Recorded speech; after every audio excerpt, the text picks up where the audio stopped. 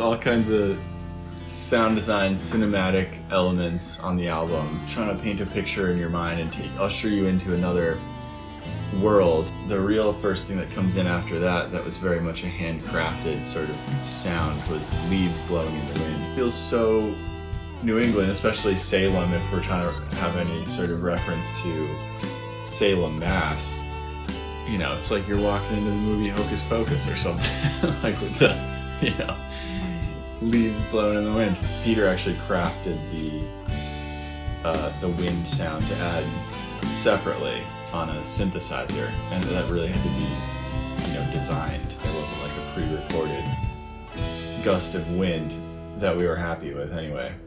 And then I think there was other weird stuff on that track even. There was coins for some of the percussion. It was like coins shaking in a tin just to get it to sound like chains or like this trotting along sound. So lots of unusual instrumentation in that sense. Chapter 2 had some sound design stuff where it was like sticks breaking and sort of moving away from you and these different like rustling noises.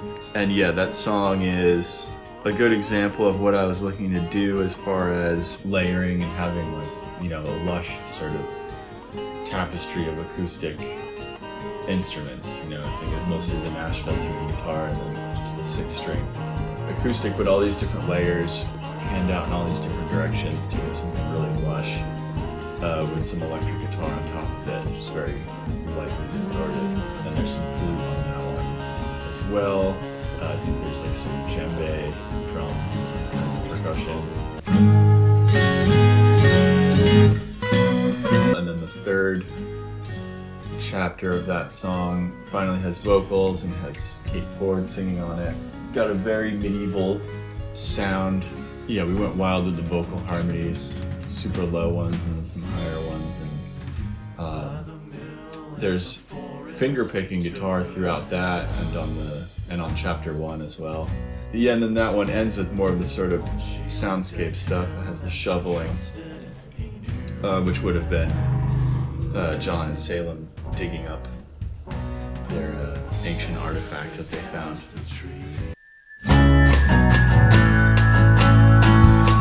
And then Blue Gentian starts out with, it's not really a cinematic effect, but just kind of a handmade sound where we took wine glasses and recorded, you know, playing those and also tapping them to get a pitch out of them and tuning them with different amounts of water.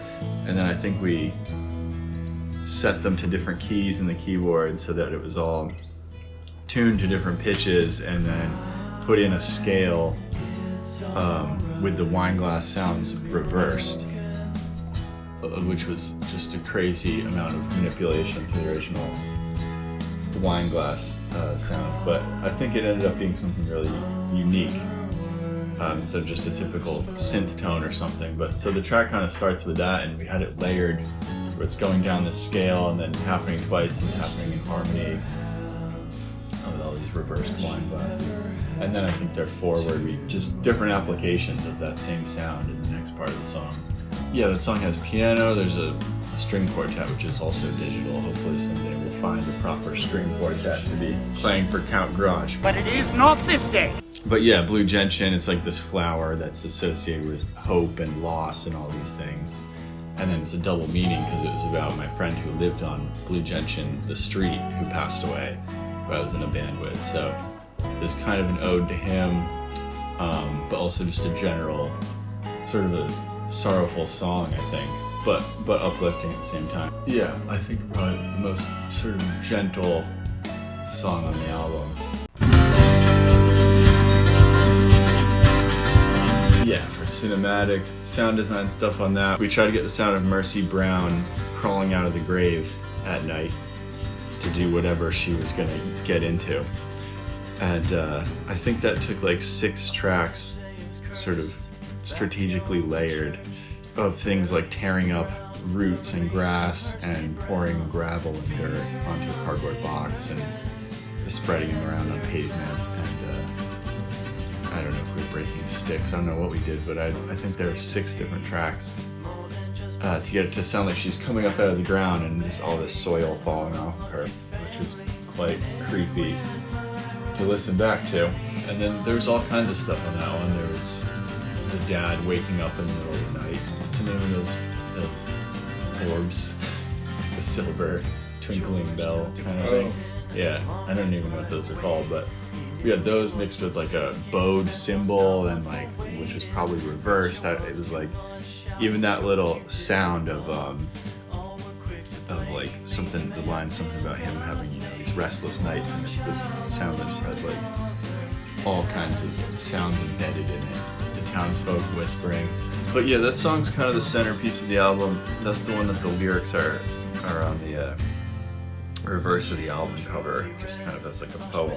But it really is the whole story of Mercy Brown, which is a very famous story and people know some about. And I met one of the descendants of the Brown family. She had vampire teeth too, so I don't think it's all true. It's got the mellotron, it's got hurdy-gurdy on it, it's got harmonica, Kate Ford's vocals towards the end, Luca's trumpet part, and obviously Peter's drums and everything else that you get on it. You get a fiddle digitally. I need a real fiddle player. And I was also really happy with the use of the Nashville tuning guitar to kind of sound Luke-like towards the end, where it's like a bright, crisp sort of medieval fanfare type of thing going on. I think there's a lot of parts in this album where there's like a capo, so I'm doing, you know, octaves of parts and mixing the Nashville tuning with the 6-string, and then electric, where there could be, you know, like 4 or 5 different parts going at once. I think even on the end of chapter 3, there's like a part that has like 7 guitars or something. It's like out of control. But hopefully it doesn't sound like it's a lot. Kind of worked in. They all occupy a different sonic space. Bats in the Belfry was really a stretch for me. It felt like kind of an achievement with songwriting, because I'd never done anything like that before. It's mostly instrumental, but just that it's so dynamic. That was done kind of by hand. It's like these swells, like these waves coming at you, where the intensity builds and then drops off in this sort of revolution that I thought sounded like an endless spiral staircase, which is part of the namesake. Which I also just love that phrase, which, you know, I think has a bit to do with going mad, which kind of fit the vibe of the song as well. And also kind of plays into the vampire theme, which is where we had left off there. But yeah, there's like these voices that you can't tell if it's a spell or what language it's in, and they're sort of quiet and subtle, and like they're coming across space and time at you. It just seemed to fit the sort of mysterious vibe of that song. Yeah, it's almost like this endless, inverted kind of riff. And I was also happy with how sort of heavy it sounded, with being mostly acoustic guitars. There's barely just one layer of sort of electric on there, but really the heaviness is coming from the acoustic guitars. So that was a cool effect. And I think that's also the song where we had a reversed guitar that then swelled into, you know, the original recording before it was reversed, of a slightly different chord. So it's this really weird chord shift where one of the chords could not even be played with, I think, as I've had to play with the left hand and tap a note with the right hand, and Peter had to have a finger on there to get these really wide interval stretches. Just get really uncomfortably tense harmony on that. Just something to really make you sick. The Odd Fellows of Wickford was a little bit of a nod to Princess, my other band, in a way. That song, kind of the intro at least, sounded influenced by that. You could also hear like other things in there. Helmet was a big inspiration for that kind of riff, at least for that part. But yeah, at this point the album has kind of turned and gone into a sort of rock and roll territory. Yeah, the Odd Fellows of Wickford. There's Lodge 38 in Wickford, Rhode Island, and Peter's studio is right near there. So this was always a place that I would see even growing up and being around Wickford. And this mysterious old theater that used to be this Odd Fellows secret society meeting house. So I did some research into that, and definitely just imbued my own sort of impressions and a sense of mystery when you don't know what something is about, and how like exciting it is to discover it. That's kind of where I was coming to it from with writing the song. But yeah, and it's also just generally about like sort of occult history and occult practices and magic that is sort of done in a positive way, and the sense of brotherhood of the Odd Fellows. And then it's also subtly a song about Peter and I being the Odd Fellows of Wickford, as we're making this obscure music in this town that probably has nothing else of the sort happening. And yeah, it's kind of a prog rock song, I guess. It's got some proper heavy riffage in it, lots of twists and turns. I was really happy with Kate's vocals, the kind of call and response thing. And actually Peter sang on that track too, did some backup vocals. It's fun playing slide guitar with a wah pedal. Definitely had shakers on it. Yeah, that song and the next one where they sort of became hard rockers. We tried to get in some, well, vibra slap on the next one, but yeah, just different shakers, the egg shakers, and then I think it's mostly the next song too that has the, I don't know the name of the one that you twist. Yeah, the kielbasa. Yeah. Kielbasa. The kielbasa. Yeah, John Eldred's Canon. Well, this one has a recording of a marching band. That's, you know, a real recording that we got. And then, you know, you're supposed to feel like you're in, you know, Revolutionary War era Jamestown in the village area. And then you're sort of leaving society and going out to the north end where the cannon was. As you hear sort of nighttime sounds and gusts of wind. I recorded those at Dutch Harbor on Jamestown. And there's a loon, if you listen closely, that I captured by accident. I believe it's a loon. You hear in the recording. Yeah, and then so you have the cannon fire. And then we tried to get other traditional kind of instruments, like the tin whistle. I think there is some hurdy-gurdy on that one as well.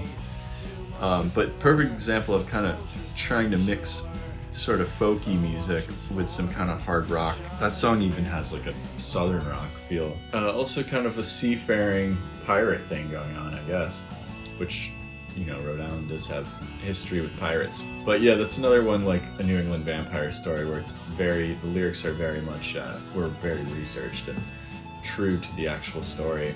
3 verses just kind of take you through it. Then we have the harmonica solo, with all this walking bass line stuff, and yeah, kind of old folky music. Yeah, eventually there's the breakdown of all the shakers and the Quakers. Oh, the end, that was one of the cool sort of production effects that we were really proud of. That was a lot of fun at the end when you hear, well, it's not actually another cannon fire, it's an anvil strike, but I just thought some kind of metallic noise, but it's like you go deaf from the cannonball, or from the anvil strike.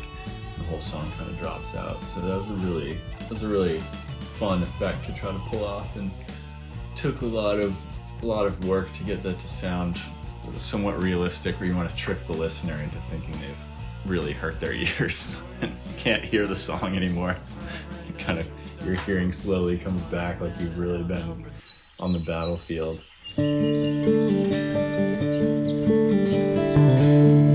Pipes of Pagan Mirth is kind of like you've come full circle, and it's, you know, sort of the bookend of the album. It takes you back to how it started with sort of this acoustic stuff that's feels like you're in the forest. Yeah, this one has some birds, just like it opened with birds. It's crows in the beginning, and birds and streams and water, and you're kind of back into nature. It's another instrumental track. Yeah, it was just supposed to be another try at doing something really lush and using the 12-string and the Nashville and the 6-string and the electric and capos and all these things to get, you know, a really wide guitar sound.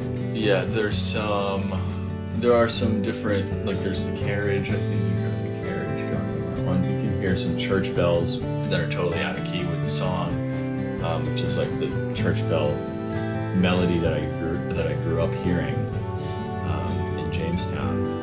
So that was kind of like also connected to John Eldred's canon and sort of having these sounds of Jamestown. Yeah, but sort of a last hurrah of the album and something really folky.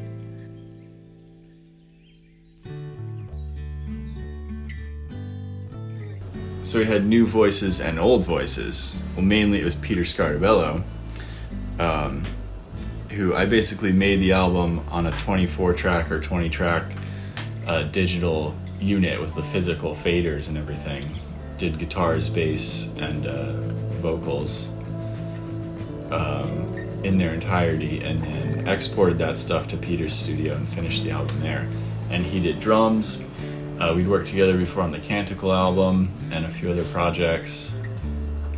But yeah, he did drums and all these sort of digital instruments that he'd normally use on film composing. So that was the main collaboration. But yeah, I had Kate, who I'd worked with before, doing some backup vocals, Nick Ryder on harmonica. I'd never worked with him. That was awesome. Luca on the trumpet, doing the whole horn section thing, which was awesome. Yeah, phenomenal people to work with.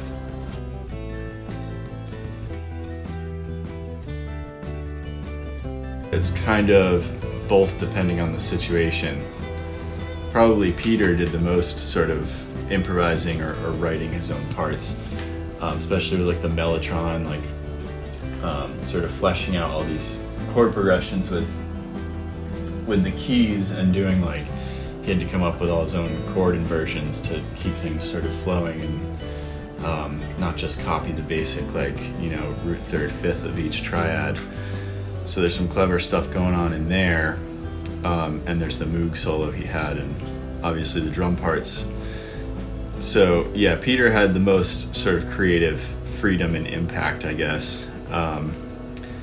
The trumpet part, I did know exactly how it was gonna go as far as that melody, but even the layering and when we used harmonies and which harmonies were done on that was sort of, you know, worked on creatively. Same with Kate, she came up with some great ideas that were unexpected, but you know, most of the phrasing and lyrics and stuff was sort of predetermined. Yeah, Nick Ryder, same thing. New England Vampire Story, we kind of knew what he needed to do, because it was kind of structured, but then on John Eldred's Canon, he had like a solo, and he was basically just set free on that. And I think we used his first take, just improvised on that. Yeah, with the green bullet mic and the little music guitar amp. Try to get that old school bluesy harmonica sound.